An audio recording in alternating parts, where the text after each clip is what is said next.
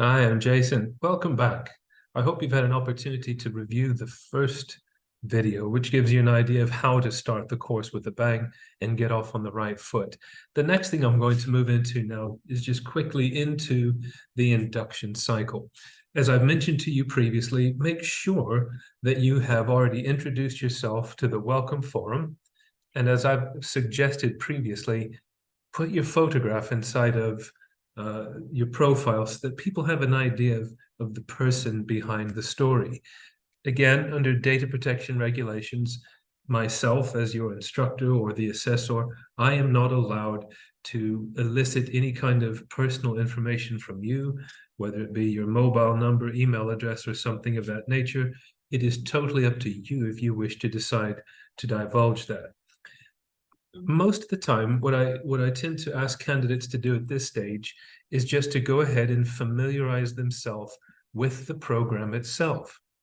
Have a browse. Just for those of us that remember the old Argos catalogs, what was it Bill Bailey called it? The laminated book of dreams. Just go and browse the course. Have a look at some of the topics that is going to explore. Some of them may be your particular strength, an area of your school that you've had responsibility of working for or improving.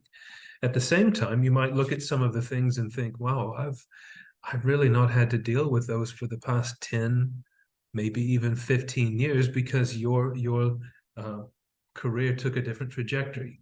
As an example, for some of my friends who spent most of their time in the pastoral areas of the school, they did find the curriculum and design and instruction to be a little bit daunting at times, seeing that that was an area of the school that they departed from when they began their career in the pastoral side. Again, begin to weigh up for yourself areas of the course that look really interesting to you, in addition to areas of the course that you think, I need to spend a little bit of extra time with that. After you've completed that, the next thing you need to start doing, if you will, please, is to go and get yourself a calendar.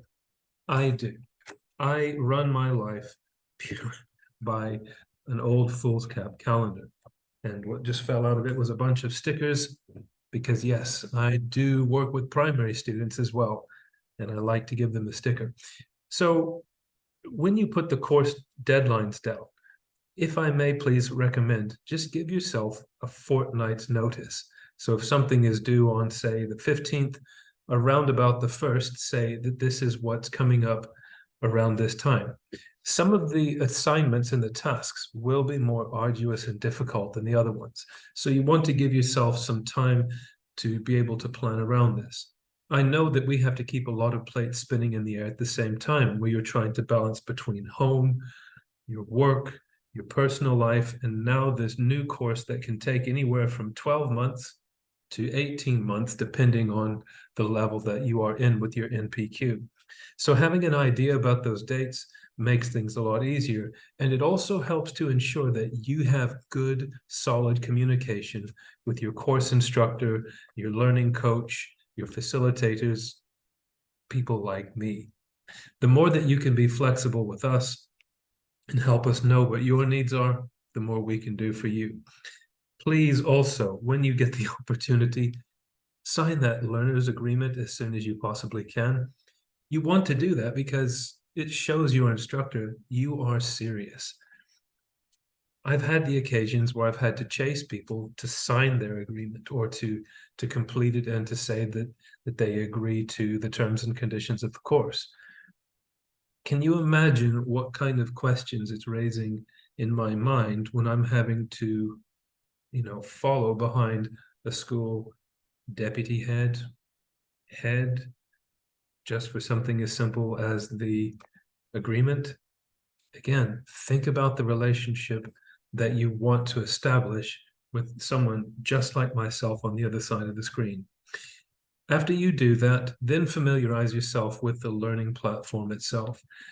There's a whole variety of them. Different providers use different platforms. These days, do you remember what it was like with Open University where you preset your VCR at that particular time of night and you recorded them onto VHS or maybe even Betamax, for those of us that might remember what Betamax is. Once you've got your opportunity to work with learning platforms, they change very quickly. We now live in this information age where people can even, work on their doctoral studies online to the same rigor as a, brick and mortar university. For those of you that have not had to work with a course like this online, it can become daunting. Fiddly bits here and there. Where does this go? What do I need to upload? Should I click this or click that? Take a bit of time to go ahead and just play with the platform and get accustomed to that. The one thing I would also very much encourage you is, once you have an opportunity to tell it to send you the notifications, send the notifications. I literally get emails daily with all of the notifications of what happened the day before, especially if the timeline is coming up, or if one of my colleagues in the cohort has submitted something that's ready for me to mark. It's my commitment to you to make sure that I give you the feedback as quickly as possible. And to do that means I've already got it in my diary when certain things are going to start coming. And I also get the little machine messages that go ping, Monty Python. You see what I'm getting at? Give yourself, the email notifications so that you'll never be behind. Once you do that, then you are finished with that induction cycle, and you're ready to then tackle your first major cycle of learning.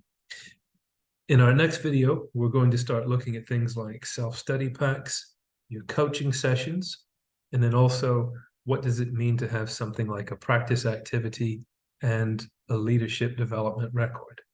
For each of those areas, I'm going to provide an individual video, again, so to help you get off on the right foot and make the best of your NPQ course. Thanks for joining. If you have any questions, by all means, email me at my website, jasonheap.org. I'm always happy to help. Take care now.